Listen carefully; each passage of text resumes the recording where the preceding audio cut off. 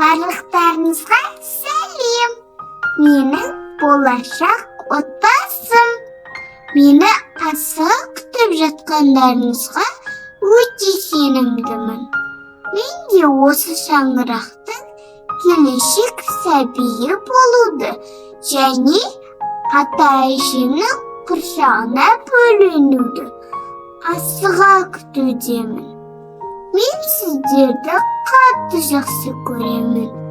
Маған деген махаббаттарыңызды естіп, сезініп жүрмін.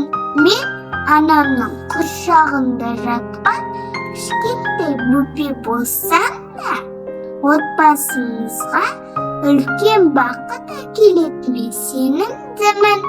Сен ағам Әмір мен асыр сала ойнайтын күндер де жақындап қалды. Ұл бола ма, қыз болады ма деген сөздерді жиі естимін.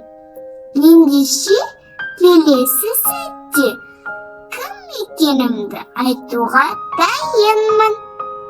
Мен ата-анамның болашақ Жандос пен Балнұрдың